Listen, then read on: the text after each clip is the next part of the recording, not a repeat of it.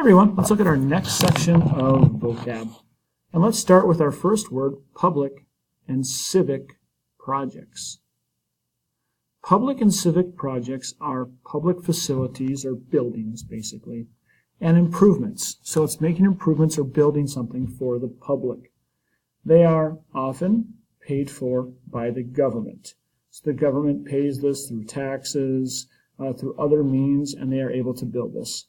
They are supposed to be for the public good, although many times in our chapter, we'll see that these things like ziggurats and pyramids, omelet heads, are also built to really show power, that the government has a lot of power and that it's a show that they are in charge. So sometimes when something is built publicly and it's supposed to be really big, it's to show people that you have power, that you have money.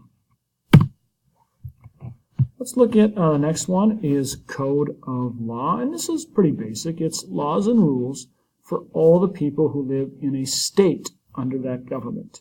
So it's basically laws and rules that are made that all people have to follow.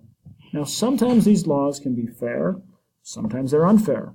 Oftentimes, these laws will show the hierarchy, which means people who are up higher on the hierarchy might have less punishments than people who are down on the hierarchy. An example we'll see of this is Hammurabi's Code of Laws, which is in our reading we'll talk about more later. Writing and literacy. Writing and literacy is basically the ability to read, spell, listen, and speak. And this will become important in this area when we see things like cuneiform, hieroglyphics, and we really see the first writing that will happen. Here we see one of the earliest writings right here.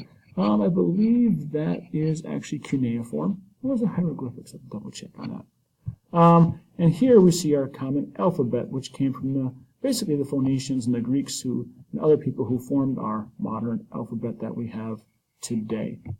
So writing literacy is the ability to read, speak, write, and listen.